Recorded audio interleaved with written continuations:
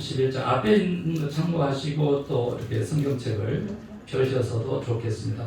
우리가 하나님의 말씀 받들어 읽는 봉독하실 때의 말씀의 은혜와 능력이 저와 여러분에게 함께하기를 원합니다. 마가복음 11장 20절 그들이 아침에 지나갈 때에 무화과 나무가 뿌리째 마른 것을 보고 베드로가 생각이 나서 여짜오되 납비어 보소서 저주하신 무화과 나무가 말랐나이다. 예수께서 그들에게 대답하여 이르시되 하나님을 믿으라. 내가 진실로 너희에게 이르노니 누구든지 이 산더러 들리어 바다에 던져지라 하며 그 말하는 것이 이루어질 줄 믿고 마음에 의심하지 아니하면 그대로 되리라. 그러므로 내가 너희에게 말하노니 무엇이든지 기도하고 구하는 것은 받은 줄로 믿으라. 그리하면 너희에게 그대로 되리라. 서서 기도할 때에 아무에게나 hen의가 있거든 용서하라.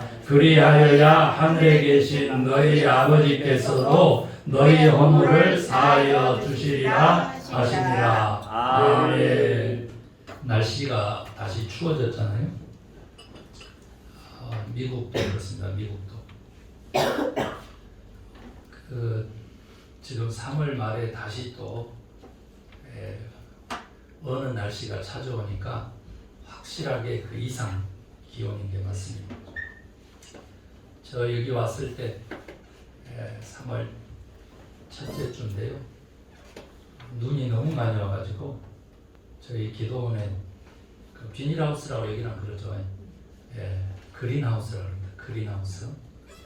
미국은 그랬는데 세계동을 이제 가지고 닭도 키우고 무화과 나무를 묘목으로 해서 길렀습니다. 그래서 2월부터 무화과 나무를 이렇게 판매하고 이제 그러는 과정인데 3월 첫째 주에 눈이 많이 와가지고 2개 그린하우스 2개 동이 60피트짜리 2개 동이 무너졌습니다. 그래서 아직까지 날씨가 또 추워져서 치우지를 못하고 있고 무화과 나무 그 비닐하우스는 그린하우스는 완전히 폭삭 무너져서 나무들이 다 꺾이고 이제 어려움을 당하게 되었습니다. 그 길러지고 있는 그 무화과 나무도 작년 1년 열심히 길렀는데 열매를 그렇게 따지를 못해서 올해 좀 기대를 하고 있었고 또 이렇게 묘목으로 그렇게 판매할 그렇게 예정이었는데 완전히 어떻게 보면 오늘 말씀처럼 예수님께서 아침에 일찍 움직이셨는데 그 아침 시간으로 그 표현을 했는데 3시부터 6시까지를 얘기합니다. 6시부터 하루 일과가 시작되니까요. 그랬는데 그렇게 아침 일찍 이제 움직이시다 보니까 시장하셨겠죠. 아침을 챙겨 먹을 수가 없었어요. 그래서 예루살렘으로 이렇게 들어가는 입구에 길가에 무화과 나무 하나가 있는 거죠. 그런데 얼마만큼 이파리가 풍성했는지 몰라요. 그곳으로 예수님이 향하셨다. 그래 봤는데 무엇인가 있는가 하고 예수님이 찾기까지 했는데 열매가 없었어요. 그런데 예수님께서 바로 그 자리에서 네가 다시는 너한테서 열매를 보지 못하게 될 것이다 하고 저주를 하신 겁니다. 이 사건은 엄청나게 큰 사건입니다. 왜냐하면 예수님이 이 땅에 오셔서 33년 사셨는데 공생애를 3년 혹은 3년 6개월 이렇게 표현합니다만 이 6월절 마지막 일주일 예루살렘에 입성하셔서 지난주에 성전 정결케 하시고 그리고 다음날 다시 예루살렘으로 들어오시다가 무화과 나무를 저주하신 사건은 예수님의 생애 가운데 최초이면서 유일한 파괴적인 행위입니다. 우리가 사실은 보통의 눈으로는 이해하거나 받아들이기 힘든 사건이죠. 저는 이 아침에도 주님께서 우리 자녀들의 교회에 들려드리고 싶은 음성이 있었다. 그것은 뭐냐면 주님이 그같이 최초면서 유일한 성경의 기록이기도 하고 그분의 사역은 언제나 살리는 생명의 사역이었지 이렇게 죽이는 사역이 아니었는데 유일하게 무화과 나무에 그렇게 행하셨다. 그것은 무엇을 의미하느냐? 그러면 바로 주님이 그만큼 아프셨다는 겁니다. 무엇이 아팠느냐? 그랬더니 무화과 나무에 열매가 없음이 그렇게 아프신 거예요. 그리고 이파리가 무성한 것도 열매 없으면 의미가 없다는 것을 우리들에게 가슴 저미게 가르쳐 주시려고 그렇게 엄청난 저주를 퍼부으셨죠. 그랬더니 어떤 일이 벌어졌느냐 그랬더니요. 마태는요. 그 자리에서 즉시로 뿌리채 그 나무가 말라버렸다. 이렇게 증언하고 있는 반면에 오늘 본문 마가는 바로 본문의 12절 13절에 저주를 미리 하시고 그 다음날 보니까 마른 것으로 그렇게 이제 표현을 합니다. 중간에 뭐가 있었느냐? 성전 청결이라고 하는 그 사건이 이제 있게 돼요. 그래서 이게 사실은 다른 의미가 좀 있을 것이다. 이렇게 이제 우리가 살펴볼 수 있죠. 여러분 무화과 나무는요. 호세아 선지자에 따르면 나훔 선지자에 따르면 바로 이스라엘을 상징합니다. 무화과 나무는 이스라엘이죠. 하나님의 백성들을 상징하고 하나님의 택한 백성들이 세운 나라를 상징하죠. 그 공동체를 상징합니다. 우리는 바로 오늘날 영적인 이스라엘 하나님의 나라 그 백성이 되는 것이죠. 아멘입니까? 그런데 우리의 열매 없는 것이 예수님은 너무 아프셨다는 거예요. 이게 가장 중요합니다. 입만 무성한 그러한 우리 자신이라면 주님이 분노하신다는 거죠. 눈으로 무화과 나무 완전히 작사를 낸 것처럼. 사실은 이제 누가복음 13장에는요 예수님께서 친히 얘기를 해요. 무화과 나무 비유를 하셔요. 한 농부가 열심히 무화과 나무를 키웠는데 3년 키웠다. 3년. 그런데 열매가 없었다는 거죠. 주인이 3년 키웠는데 열매가 없으니까 다 찍어내버려라 이렇게 얘기합니다. 찍어내버려라. 찍어버리라 이렇게 얘기합니다. 그런데 한 농부가 얘기하는 것이죠. 주인님 1년만 올 한 해만 조금 좀 기다려주세요. 제가 땅을 파고 거름을 좀 주고 돌보겠습니다. 그래도 올 1년에도 소출이 없거든. 그때 찍어버려 주십시오. 이렇게 얘기합니다. 이미 예수님께서는 무화과 나무를 이스라엘로 또는 우리로 하나님을 믿는 자녀들로 그렇게 하시고 말씀을 하셨어요. 그러니까 우리에게 필요한 것은 뭐예요? 열매라는 거죠. 열매라는 겁니다. 이것이 또 다음 주에 주실 말씀하고 연결이 되는데 서기관들과 바리새인들이죠. 종교 지도자들이에요. 말씀을 너무나 잘하는 사람들이죠. 그 사람들에게 7가지 화 있을진자면서 또 저주를 퍼부으시죠. 그거하고 밀접하게 연관이 됩니다. 왜? 여러분 한번 보세요. 뭐라 그랬어요? 겉으로는 너희가 의롭고 형식적으로는 너희가 하나님을 존경하는 것처럼 구체적으로 이렇게 보세요. 네 입술로는 너가 하나님을 존경하면서 네 속마음속으로는 하나님으로부터 멀도다 그렇게 얘기합니다. 다음 주는 가식에 대해서 질타하실 거예요. 그것이 왜 뭐가 문제인지에 대해서 더 깊숙하게 들어가 보도록 하고 오늘은 다시 빠져나와서 입만 무성한 것이 영적으로 얼마만큼 문제가 있는지를 가르쳐 주는 것이죠. 우리들의 신앙적인 삶에 능력이 나타나고 열매가 있어야 되는 거예요. 믿는 사람들이 왜 세상에서 승리하지 못합니까?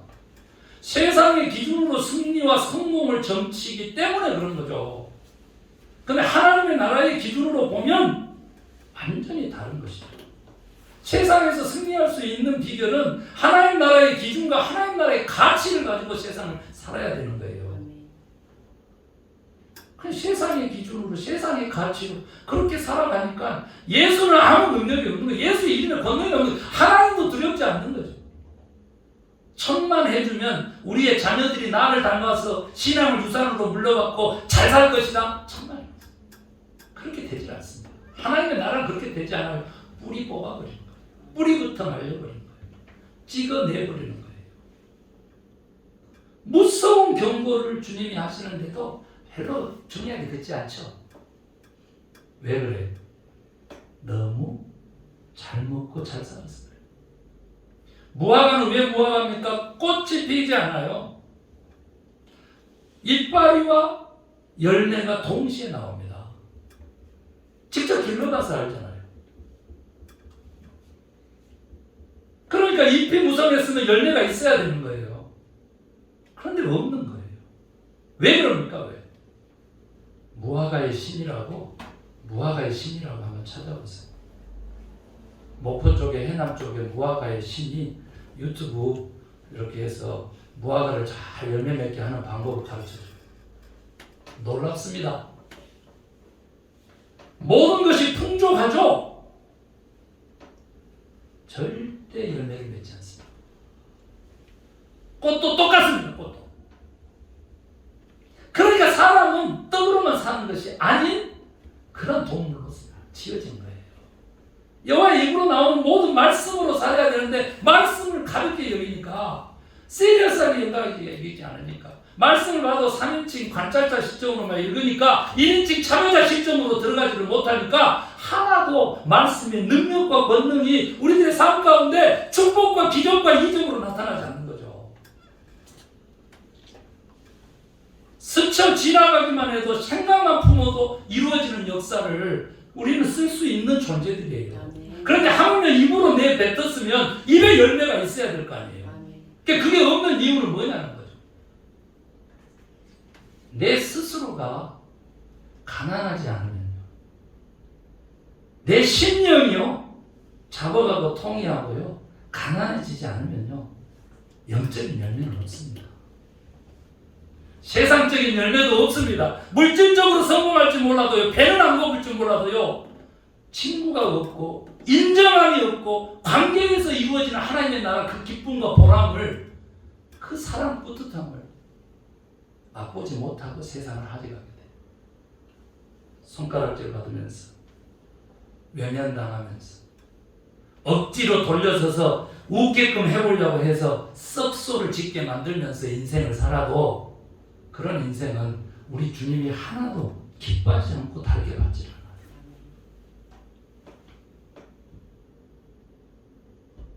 무화과 나무에 물을 끊어야 열매, 눈을 틔웁니다. 아멘. 뭐 할 때? 이파리 자랄 때. 아멘. 그런데 풍족하게 거름도 줘버리고 물도 줘버리죠. 입만 무성하게 돼요.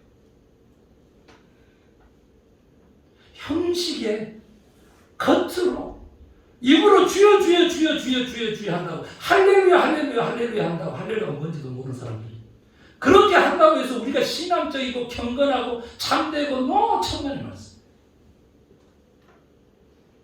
삶에서요 의가 나타나고 열매가 나타나고요 진실과 참이 나타나고요 하나님 보시기에 좋았더라가 나타나야 되는 거예요. 하나님 보시기에 좋았더라가 겉이 아니고 내가 자랑해 하는 것이 아니고 하나님 보시기에 좋았더라. 그러면 반드시 우리가 행하는 모든 일들 가운데 삶 가운데 열매가 있는 줄로 그렇게 굳게 믿습니다. 아멘.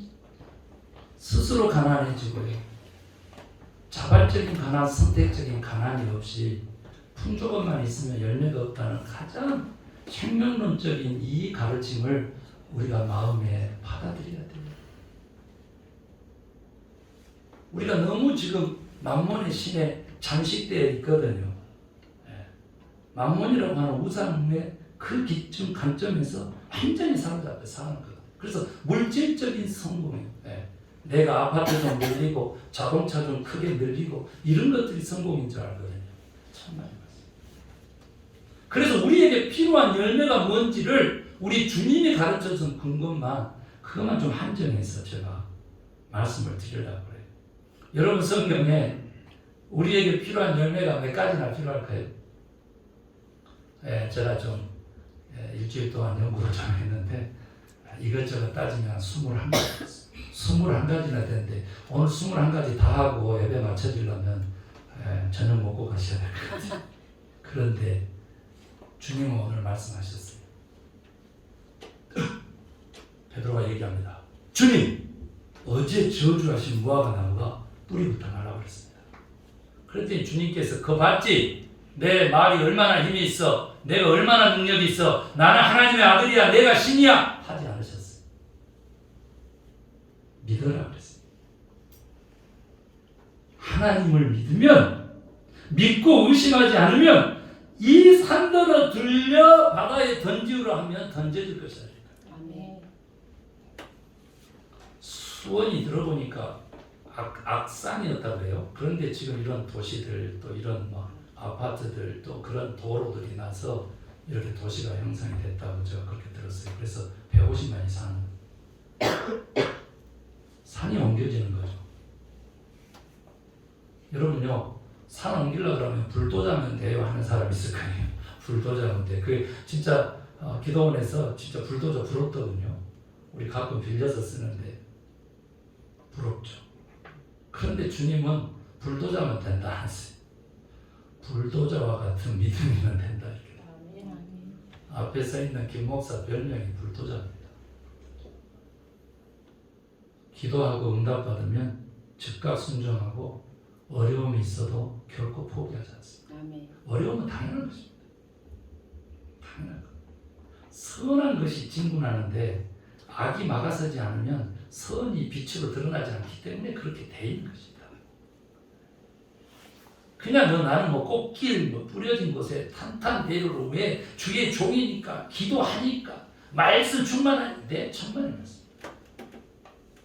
항시 대적자가 존재하는 것이고 영적인 싸움에서 이겨놓고 싸우는 싸움을 살도록 그렇게 우리 인생은 지어진 거예요. 여기에서 어마어마한 신앙적인 믿음적인 신학적인 차이가 나는 것입니다. 잘못된 가르침은 어쩌냐면 아무 일 없이 내 뜻대로 되는 것을 형통함으로 여겨요. 천만의 말씀. 성경적인 형통함은 주의 뜻대로 되는 것이 형통함이에요. 내 뜻대로 되는 게 아니지. 그러니까 내 뜻을 내려놓고 주의 뜻을 구하는 그 리스닝 프레이어, 경청의 기도가 없이 기도 생활을 얘기할 수가 없죠. 오늘 믿음 얘기하고 기도 얘기하는 거예요. 여러분요, 산을 옮기는 그 믿음은 원래 어떻게 썼냐 그러면 몰랐던 것을 깨닫게 해주는 은혜를 끼치는 랍비에게 일컬어서 저 사람은 산을 옮기는 사람이다 이렇게 표현하면 그거예요. 지금. 믿음은 말씀으로 함께 가는 것이죠. 그러면 반대로 얘기했던 의심지 말고 했었을 때 기도에도 의심지 말고가 나오는데 그 의심이라고 하는 그 단어는 무엇을 의미하느냐 그러면요, 결정을 할 때 혼돈하는, 선택하지 못하고 옳은 것을 사리 분별하지 못하고 혼돈 가운데서 결정하는 것을 의심이라고 하는 단어로 쓴 거예요. 원어가 그래요. 마음의 의심이라고 하는 것은 뭐냐면요, 내가 무엇이 주는지 이걸 아직도 모르는 거예요. 그래서 무슨 일을 하든지 무슨 생활을 하든지 그 결정을 내릴 때 긴가민가하게 결정하는 것이 그게 의심이라는 거예요. 의심. 성경에서 말하는 의심이라는 거예요. 우리가 혹시 그렇게 영적으로도 혼탁해져 있고요, 그리고 가치적으로도 혼탁해져 있으면 여러분 이거 무섭습니다. 사실 무서운 일입니다. 왜 그런지 아시죠? 영이라고 하는 퓨노마 단어가 뭐가 함께 간다 그랬어요? 생각하고 그리고 마음하고 영하고 같은 단어를 써요. 생각이 있잖아요. 생각이. 지금 현재 진리 가운데 주님의 말씀 가운데 예수님으로 분명하지 않으면 그 가치로 분명하지 않고 내 영혼이 지금 분명하게 믿음을 가졌다 할 수가 없는 거예요. 무서운 겁니다. 그러니까 우리의 생각이 이념이나 기타 사상이나 철학이나 다른 가치에 그런 것이 자꾸 매몰되어 가면 내 영혼이 어떻게 된다고? 믿음이 없는 것의 반증인 그 바로 의심 가운데 있게 된다는 거죠. 그러면 역사가 없다는 거예요. 열매가 없다는 거예요. 산을 옮길 만한 그 믿음을 우리에게 주셨는데 그걸 옮길 수 없다는 것이죠. 역사가 일어나지 않죠. 변화가 없죠. 참됨이 없으니까 하나님의 역사하심도 없는 거죠. 성령의 능력이 나타나지 않아요. 여러분 기도도 똑같습니다. 기도도 주님이 가르쳐 주셨어요. 믿음의 열매가 너희에게 있어라. 아멘 하시기 바랍니다. 아멘. 의심 없는 믿음의 열매가 있어라. 아멘. 아멘. 이것은 뭐냐면 주님이 행하십니다. 주님이면 됩니다. 네? 딱 그거면 참된 믿음으로 가는 거예요. 아멘. 그런데 내가 끼어들고 또 물질이 끼어들고 명예가 끼어들고 이 권력 행세가 끼어들고 하면은 다 무너지는 거예요.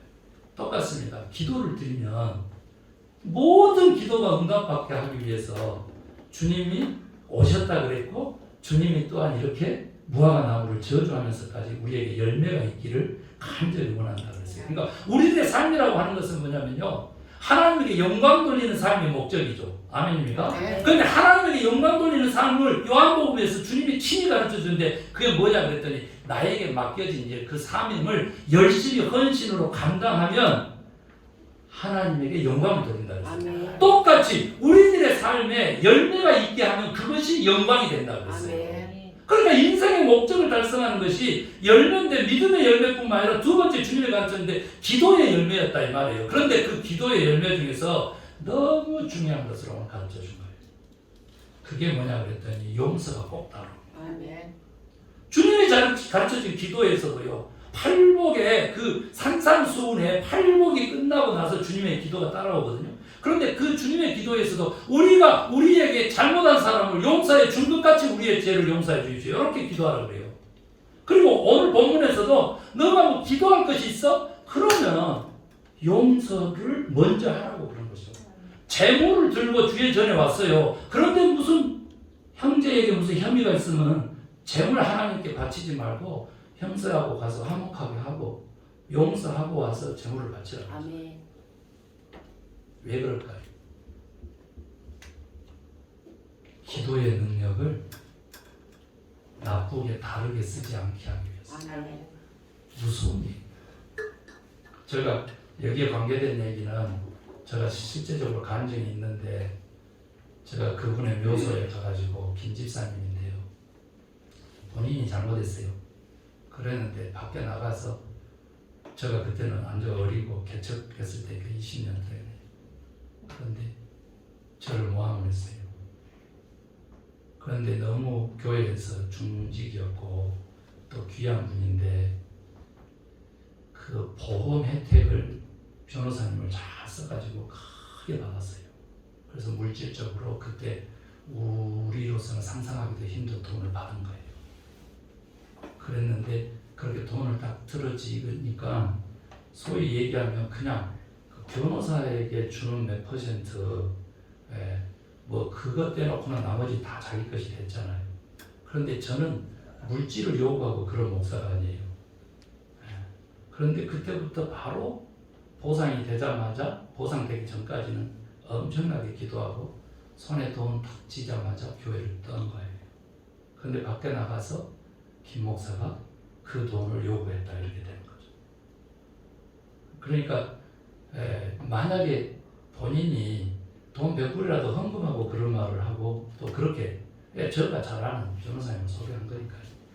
지금도 그 변호사님과 관계를 맺고 있습니다만 화가 나가지고 제가 그냥 빨간 법전을 이렇게 주보에다 두고 기도를 좀 했어요.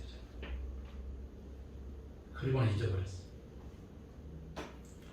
다른 어떤 일로 다른 변호사 사무실을 이민 관계되면서 갔는데 앞에서 사무원이 그 집사님의 딸일 거예요.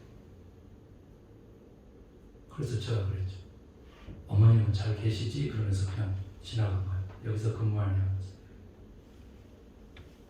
그리고는 이제 30분 면담하고 돌아서서 나와서 엘리베이터를 타려고 기다리고 있는 거예요. 그랬더니 쫓아나왔어요. 목사님, 왜 어머님 돌아가셨어요? 너무 제가 충격을 먹었어요. 전혀 소식을 못 들었기 때문에. 6개월 후에 6개월. 급사 수준은 아니고 간암 말기였는데 몰랐다. 이제 판결은 그렇게 됐는데 간암으로 돌아가셨다. 제가 바로 어떻게 왔는지도 모르겠어요. 곧바로 제가 묘소로 찾아가서 그것도 꽃을 사들고 이렇게 혼자 갔습니다. 찾았어요. 거기 가서 얼마나 통곡하면서 그러는지 모르겠어요. 그 이후로도 계속 찾아갔습니다. 회개했습니다. 하나님에게 용서를 구했습니다. 정말로 제가 기도를 잘못 사용했구나 라고 하는 것을 그때 깨달았어요. 여러분요, 하나님이 우리를 용납하는데 우리가 다른 사람을 용납 못한다라고 하는 것이 죄악입니다. 하나님이 허락하신 모든 이 자유함 속에서 누리는 모든 그 하나님의 섭리, 역사, 그것을 우리가 인정하지 않고 내 기준대로, 내 판단대로 그렇게 하나님의 역사와 은사를, 섭리를 재단하면요, 곧 그것은 우리의 기도를 잘못 쓴 겁니다. 영적으로 큰 잘못된 삐뚤어짐의 그런 그 상태입니다. 회개하고 돌이키고, 여러분 무엇을 구하든지 간에 여기 이제 비결이 있거든. 근데 용서만 가르쳐 준 게 아니고 기도의 열매가 있어야 되는데 어떻게 하면 기도 응답 받느냐라고 했었을 때는 내가 기도한 것 그대로 네가 살아내면 내가 역사해서 기도 응답이다. 그게요. 그게요. 너희에게 잘못한 것을 너희가 용서할 때 네 죄가 용서된다라고 하는 것은 뭐냐면 내가 이제 잘못한 거 아니라고 쳐봐요. 우리 교회 부흥시켜 주십시오 했다고 쳐. 그럼 부흥시키는 일, 생명을 찾는 일, 그것을 해야지만 부흥이 되고 그 기도를 응답하시는 거예요. 아멘. 그거 안 하잖아요. 안 하고 여기서 무릎만 꿇고 일어나서 또 밥만 먹고 다시 또 무릎만 꿇고 밥만 먹고 그렇게 해서 어떻게 생명이 찾아져서 생명의 부흥이 일어나겠어. 능력받는 기도, 응답받는 기도는 이같이 용서를 통해서 우리에게 가르쳐 준 것 같이 다른 걸로 바꾸면 네가 기도하는 것 그것을 행해라. 그러면 내가 응답하리라. 이게 주님의 뜻인 거예요. 세 번째 것만 얘기할게요. 그 다음에는 믿음의 열매, 기도의 열매 말씀하셨고요. 실제로 주님이 진짜 원하시는 열매는 뭐냐면 바로 생명의 열매입니다. 생명의 열매. 왜 그래요? 구약은 살아라 라고 하는 명령이고요. 신약은 살려라 라고 하는 명령입니다. 아멘. 그게 말씀이에요. 그러면 우리가 신약시대에 살잖아요. 그러면 예수님처럼 다른 사람을 살리기 위해서 자녀됨의 삶이라고 하는 것이 메시아적 삶이라는 거거든. 다른 사람의 인생을 위한 삶으로 인생의 목적과 목표를 다시 세팅하는 거예요. 그게 우리들의 자녀일 수 있어요. 우리 가족일 수 있어요. 그런데 더 크게 하늘 가족이어야 되고 더 크게는 우리의 이웃이어야 돼요. 하나님의 백성이어야 돼요. 그래야만 우리에게 열매가 풍성한 인생이라고 주님의 상급이 있을 것으로 저는 그렇게 믿습니다. 아멘. 그래서 제가 이제 시간이 좀 많이 갔지만 생명의 열매를 맺는 세 가지만 얘기를 하면 짧게 얘기했어요. 하나는 한 알이 미리 땅에 떨어져 죽으면 많은 열매를 맺으리라. 아멘 하시기 바랍니다. 아멘. 살아서 펄떡거리고요 썩지 아니하면요 한 알 그대로 있다라고 성경이 말씀, 주님 말씀. 자기 자아를 죽이고 그리스도의 신장을 살리는 저와 여러분 되십시오. 그 다음에 두 번째는요 우리가 잘 아는 대로 뭐예요? 가지치기죠. 가지치기. 아멘. 실속 없는 분주함을 줄여야 돼. 아멘. 사역자들이 더 가정적이고 더 교회적이고 아멘. 그것 중심으로 다시 세상 일을 안 할 수 없으면 다시 삶의 일정표를 다시 작성해야 돼. 아멘. 우리 중고등부 우리 사무엘 쌤도 오늘은 챗 GPT예요. 다음 주는 뭐냐 그러면 내 일주일 일과표 작성해요. 숙제가 매번 있어요. 우리는 매주. 그런데 우리들의 자녀들은 그걸 시키면서 우리들의 부모가 삶이 그렇게 안 되면 안 되죠. 가지치기 하셔야 돼요. 가지치기. 열매 맺는 가지는 남기시고요. 잎만 무성한 열매 없는 가지는 쳐줘야 그 열매가 더 풍성하게 돼요. 이것은 과수 농사 지어보는 사람들은 다 아는 거죠. 그런데요, 그것보다 더 중요한 생명의 열매가 풍성한 방법 중에 하나는 주님이 말씀하셨어요. 뭐라고? 나는 포도나무요, 너희는 가지니 아멘. 너희가 내 안에, 내가 너희 안에 주님과 붙어 있어요. 아멘. 주님 안에 거해야만 생명의 열매가 풍성합니다. 아멘. 주님 품 밖에서 할 수 있는 일은 없어. 아멘. 아멘입니까? 네, 기도하겠습니다. 하나님 감사합니다.